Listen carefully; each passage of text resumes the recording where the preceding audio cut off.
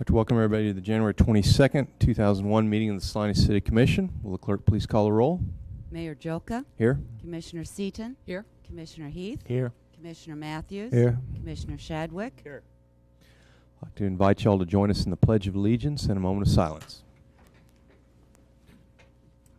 I pledge allegiance to the flag of the United States of America and to the republic for which it stands, one nation, under God, indivisible, with liberty and justice for all.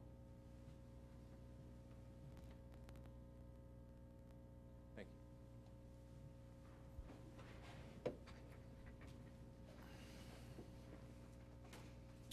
First item on today's agenda is the Citizens Open Forum.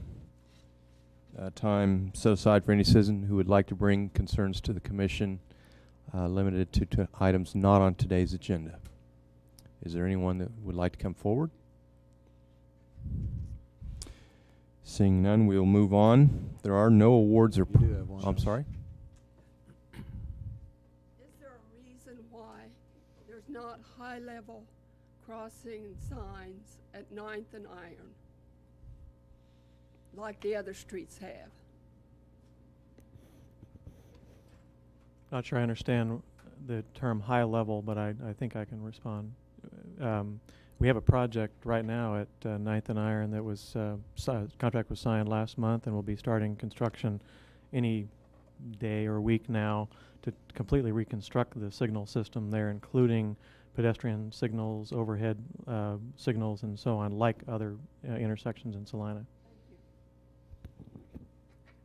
That's replacing that older style traffic signal, is that right? Yes, I think that's what she's referring to, is the post-mounted signals instead of the overhead mast arms that are more visible. So the new one would be just like the one at Republic and 9th, for example. Exactly. 9th and Republic, 9th and Walnut, those types of systems. Will the system be activated by the cameras? This will be a video detection system activated by the cameras like that one at Belmont and Ohio, Magnolia and Belmont. Yes. Is there anyone else who'd like to come forward? Seeing none, we will move on. There are no awards or proclamations today. The next item is public hearings and items scheduled for a certain time. Likewise, there are none today, so we will move on to the consent agenda. Item 6.1, approve the minutes of January 8th, 2001. And item 6.2, resolution number 015686, authorizing the city manager to execute an agreement with John Reynolds to provide indigent counsel services for the Salina Municipal Court. Mr. Mayor, I move approval. Second. Motion is to approve the consent agenda. All in favor signify by saying aye. Aye. Opposed, same sign. That passes 5-0. Move on to development business. There is none today, which takes us to administration. Item 8.1, first reading, ordinance number 01-10,019, amending Chapter 8 of the Salina Code, revising the licensing requirements for mechanical contractors, and co-item 8.1A, declaring an emergency exists for second reading on same day, and co-item 8.1B, second reading, ordinance number 01-10,019.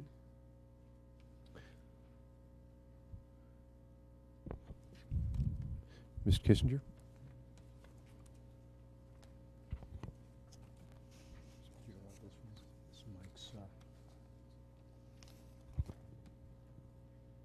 I'm sorry, I wasn't paying attention here. We're in 8.1 or 8.2 here? 8.1. 8.1. As I understand the item of 8.1, it was to correct something done with a recommendation of the Building Codes Advisory and Appeals Board. When we did the original licensing requirements of contractors, the board has since met and had suggested that certain contractors be grandfathered in and the requirements changed for them. So this is the change directly related to a recommendation of that board. Any questions of the staff report? Public comment? Commission action? Mr. Mayor, I move that we approve on first reading ordinance 01-10,019, amending Chapter 8 of the Salina Code, revising the licensing requirements for mechanical contractors. Second. Motion is to approve ordinance number 01-10019. All in favor signify by saying aye. Aye. Pose same sign. That passes 5-0. I'm assuming that an emergency exists just for simplicity. Well, it is also because of the timing of notifications when people have to come in order to be able to get the letters out to people by the before March 1st registration deadline. Okay. That was the reason the request. I move that we declare an emergency exists for a second reading on the same day. Second. Motion to declare an emergency, allowing for second reading on the same day. All in favor signify by saying aye. Aye. Pose same sign. That passes 5-0. I move we adopt on second reading ordinance number 01-10019. Second. Motion to approve ordinance 01-10019 on second reading. Will the clerk please call the roll? Commissioner Matthews, Aye. Commissioner Heath, Aye. Commissioner Shadwick, Aye. Commissioner Seaton, Aye. Mayor Jelka. Aye. Item 8.2, first reading ordinance number 01-10020, establishing a 90-day moratorium on the construction of new communication towers and on the development of property for such new towers within the city.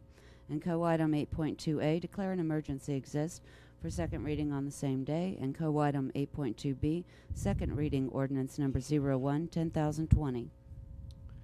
Mr. Kissinger. Thank you, Mr. Mayor. This one has my name on it, so I'm a little more awake with it now.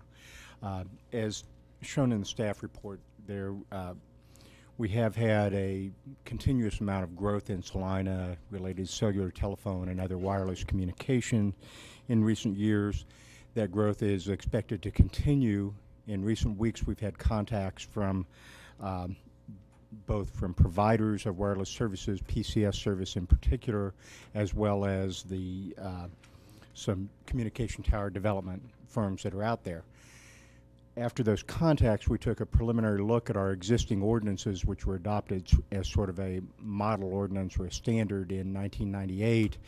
And I think the staff believes that we have some holes or some shortcomings in that ordinance when we compare those with what's going on in other communities and what has been learned throughout a number of years since the 1996 Telecommunications Act. We believe that a government moratorium on doing something is something that is pretty rare in Salina, but it can be appropriate in certain cases. The FCC also and the industry understands that these are appropriate in certain cases. This is in effect a timeout that will allow us to take a very short-term look over 90 days. That 90 days includes drafting the ordinances, all the research, and getting them adopted. We can take applications and work with the industry closely during that time period to make sure that we are providing the reasonable levels of services to our community. With that, we do recommend that a 90-day moratorium on the construction of wireless communication towers be put into effect by the City Commission by passing this ordinance on first and second reading today. Be happy to answer any questions. I had a question about section 4D of the ordinance. I'm just not sure what that's saying. Temporary antenna support facility. It's a fancy word for it can be a communication tower like the one out on that is currently temporarily placed at Crawford and Marymount. In that area, they have things called cellular on wheels or other types of things that are put for testing or temporary purposes.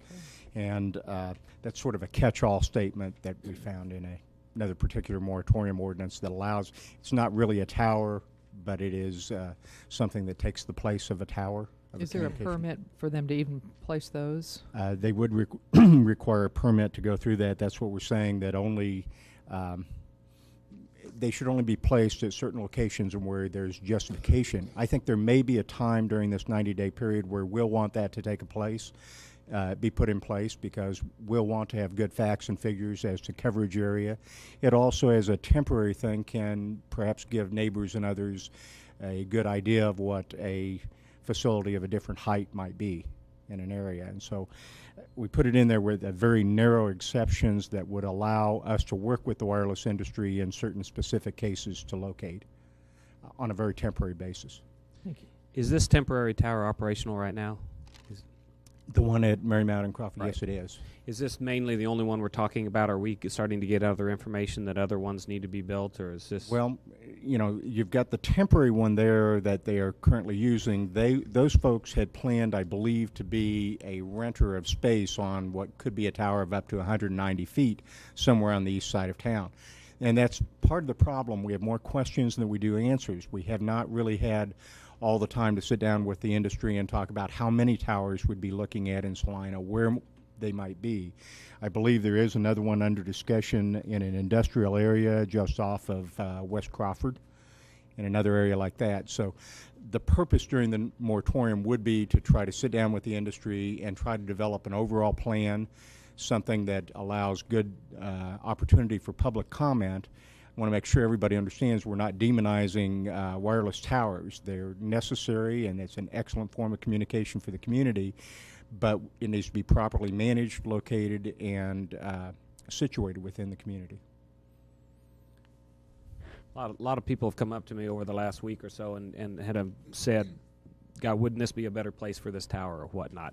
What role does the government have in deciding where the best place the tower is placed? I mean, is that something we'll look at over the next 90 days? That's exactly right. I think the FCC, the Federal Communication Commission, the federal government, and the Telecommunication Act made very clear that we do have a role in land use. There may be a point where a radio frequency engineer puts an X onto a spot and says this is the absolute perfect location, just as Mr. Hoff might say this is the absolute perfect optimal location for a water tower. Well, if that location happens to be something that would have a negative impact on a budding residential property or whatever, we might, in our case or in the case of that tower, want them to look a quarter mile away, a half a mile away. There may be more appropriate locations that get you 97% of the benefit. And that's the whole idea, that you start looking at coverage territories, making sure everybody is talking about co-location. There might be areas such as current cellular antenna that are on Marymount building, Miramonte, that generally you can require them to look to the least objectionable area and then to explain whether that works or not. There are going to be cases where you're actually going to have to build more towers in a community like Salina, but it can be with good information, good factual information, engineering information, good land use information, and also opportunity for public feedback and comment that doesn't always exist in our current ordinance. Do we receive franchise fees from No, we wireless? don't from wireless, because they're not working in the right-of-way and they're not using the right-of-way. We do not have franchise fees.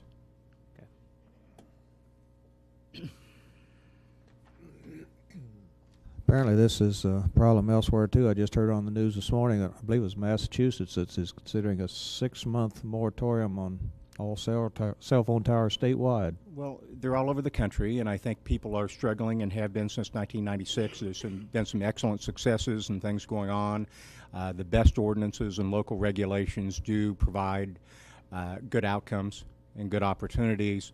There have been, unfortunately, some negative experiences too out there. I noticed the Douglas County, Lawrence area County Commission rejected a tower site in the Clinton Lake area just last week. What we're trying to do is find that right balance, find a process, find a procedure in place that will allow the industry, as we are required to do, to find good quality locations. Mr. Bumgarner has been in a community that was involved in working with the wireless industry on providing some innovative co-location of towers with other with light towers at a ball diamond or something like that. And I think this gives us a better opportunity to look at how we can put ordinances in place that actually maximize that cooperative discussion taking place, rather than waking up someday and finding that we're dealing with a situation we really didn't want to from anybody's circumstance.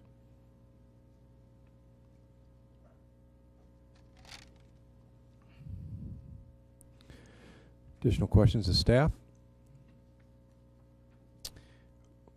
We'll invite any public comment at this time.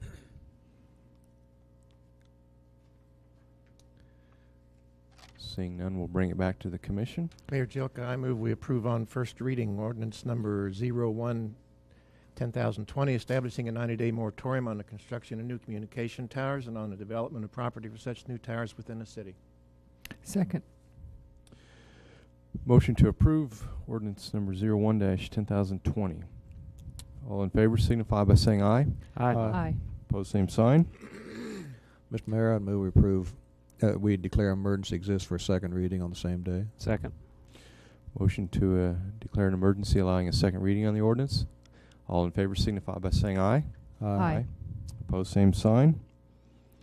That also passes 5-0. Mr. Mayor, I move that we approve on second reading ordinance 01-10,020. Second. Motion is to approve ordinance 01-10,020 on second reading.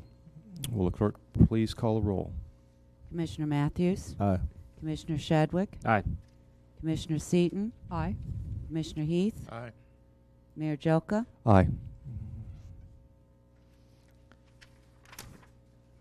Item 8.3, award the contract for the Bicentennial Center Lower Lobby Restroom Renovation, project number 001226.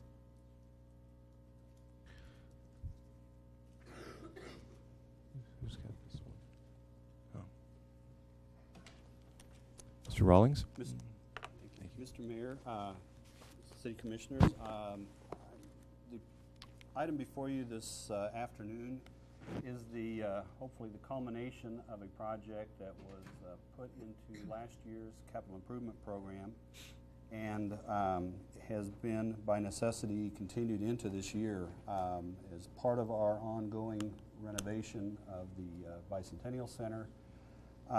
One of the areas that we found we still were lacking in was the appearance, the condition, and the usability of the restrooms on the lower lobby. We had primarily intended originally to merely renovate those restrooms with some cosmetic changes, and as we got into that in trying to meet the ADA requirements, we found that there were some other concerns over the fact that we were, in order to meet those, we were actually reducing the number of spaces, fixtures in each of the restrooms. And we are trying through this project to accomplish both the fact that we would be able to renovate the restroom, meet ADA, and also not lose fixtures. So along that line, and for that reason, we did open bids on last Tuesday, the 16th. The results of those of that bid opening are on the blue sheet before you. The low bid was by Ponton's Construction in the amount of $66,626, and it, as well as two others, were below the architect's estimate of $81,000. They all appeared to meet the specifications outlined in the bid document and from the architect. And for that reason, we are recommending that you do award the contract for renovation in the amount of $66,626 to Ponton's Construction. I'd be happy to answer any questions. Also, Mr. Donnie Mars is here from BMA Architects. Questions of Mr. Rawlings?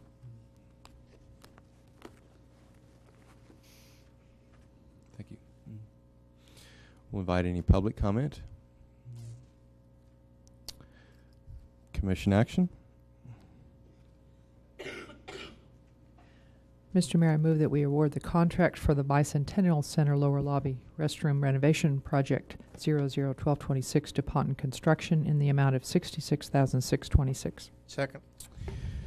Motion is to award the contract for the Bicentennial Center Lower Lobby Restroom renovation to Ponton Construction in the amount of $66,626.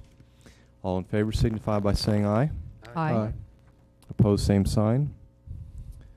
That passes 5-0.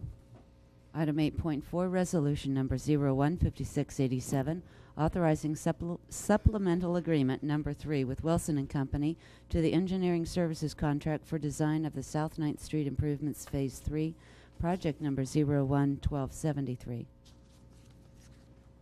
Mr. O'Leary? Thank you, Mr. Mayor, Commissioners. This attached agreement is the third supplement to the original agreement with Wilson and Company, engineers and architects of Salina, for improvements to the South 9th Street area.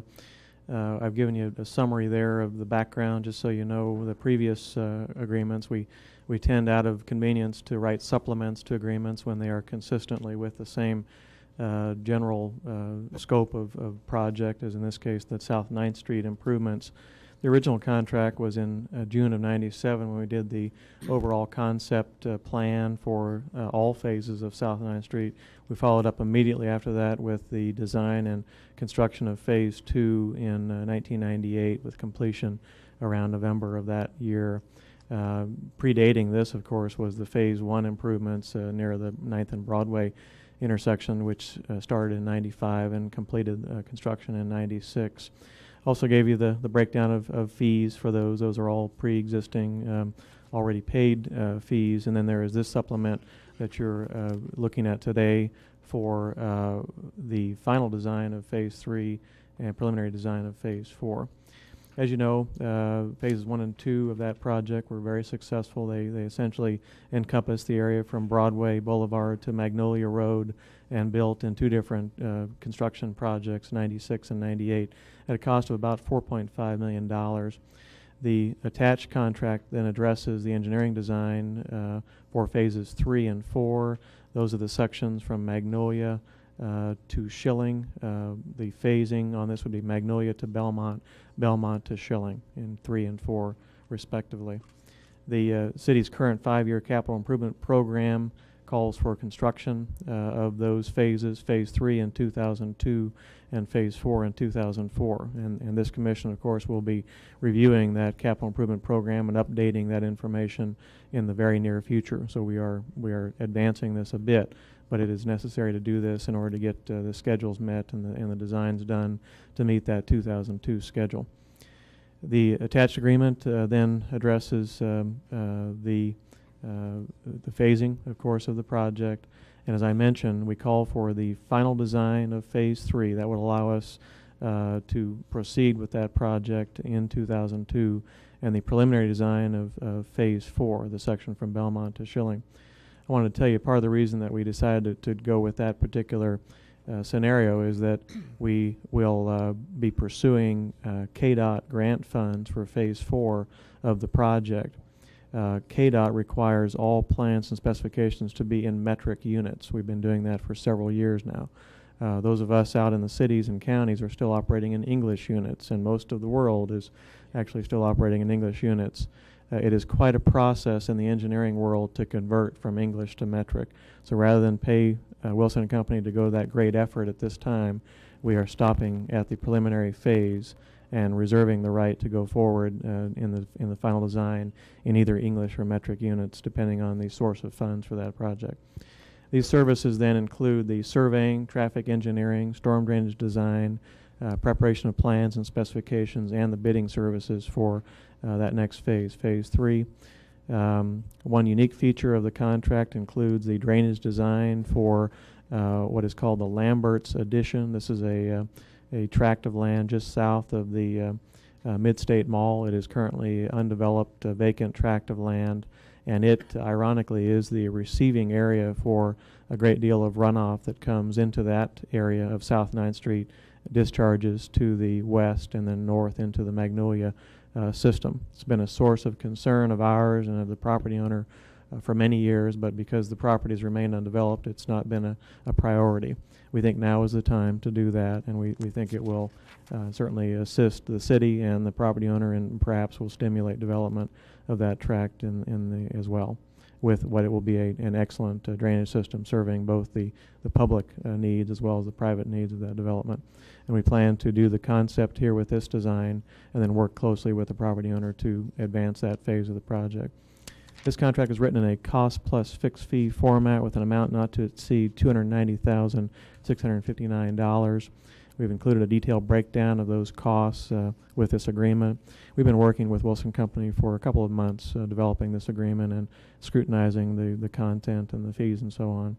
And we are in concurrence today with all of this that you have before you. If approved, the engineering services will begin immediately with completion by December 1st of this year, 2001, in time for a bid letting on Phase 3 of the project in January of 2002. That would have that construction then advancing into probably March of 2002 through November of 2002, completion November of 2002. The 2001 capital improvement budget allocates $500,000 for pre-project costs for the South 9th Street improvements, part of which will be used to pay for this contract. It's our recommendation to you today that the City Commission approve supplemental agreement number 3 to the engineering services contract for the design of the South 9th Street improvements, phases 3 and 4, with Wilson and Company in the amount of not to exceed $290,659. Be happy to answer any questions. We also have with us today Ron Chandler and Troy Eisenbraun, project engineers and partners with Wilson and Company here in Salina. Thank you. Questions of Mr. O'Leary? Will the property owner that's going to have drainage done on his worked on, will they be responsible for any of the cost, or is this something that we are just, I mean, it's been a problem there for a long time, I know, and I know you want to clean it up. Absolutely. That's certainly our philosophy, Commissioner. We believe that they will be responsible for a great deal of, certainly the portion of that would be required of their own private development. This is one of those odd cases where you have off-site water or general public discharge of water coming through a private lot that has an easement on it. So we certainly have that obligation. That is why we want to advance it to the concept stage. But beyond that, we plan to work very closely with the owner, certainly in the planning, design, and financing of the improvements. Right. So once we get the off-site water taken care of, they're going to have to figure out their own drainage, on, depending on what they end up putting there. And they will be responsible for that cost and what? We believe that that site would have its own detention basin, for instance, if they were to develop a motel or a box store of some sort. So we would think that the concept design would be a combined channel detention basin with pumping or not, perhaps, that would accommodate both the off-site and the on-site water in one facility. Okay. Built at one time and financed by the city and the property owner. Okay. Thank you. Any additional questions of staff? Seeing none, we'll invite any public comment. Bring it back to the commission for action. Mr. Mayor, I move we adopt resolution number 01-5687. Second. Motion is to adopt resolution number 01-5687, which authorizes a supplemental agreement number 3 with Wilson and Company for engineering services contract for the design of the South 9th Street improvements phase 3. All in favor signify by saying aye. Aye. Aye. Opposed, same sign. Could I just ask, I assume that this schedule we now are on 2002 and 2004 will work out with the hopeful project of Waterwell and North 9th Street, or North Ohio Street. All this can be worked in on this schedule. I think your city manager has a very, very clear schedule of what he expects us to do, and everything fits in, but it is very close. In a nutshell, you'll see Phase 3 of South 9th Street in 2002, Waterwell I-135 in 2003, Phase 4 of 9th Street 2004, and Ohio Street Overpass in 2005. We're going to be busy. Assuming KDOT goes along with all those. That's correct. A lot of unknowns there, and we have good feelings about the KDOT grant, but nothing is secure at this time.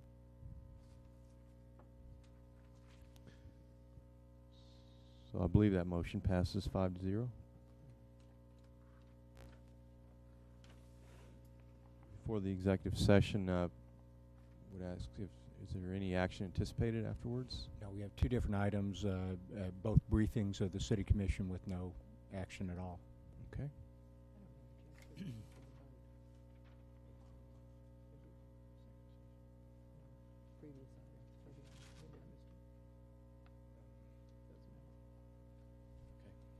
Are you ready for the motion?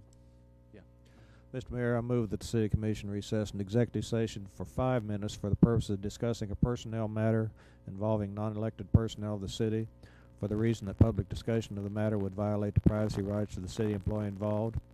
and for 45 minutes to discuss with the city attorney a matter subject to the attorney-client privilege for the reason that public discussion would waive the privilege and adversely impact the city's position in the matter. Does that mean 45 minutes or 50 minutes total? 50 minutes total. And reconvene in this meeting room at 5:20. Second. Motion to go into executive session for 50 minutes. All in favor signify by saying aye. Aye. That passes 5-0.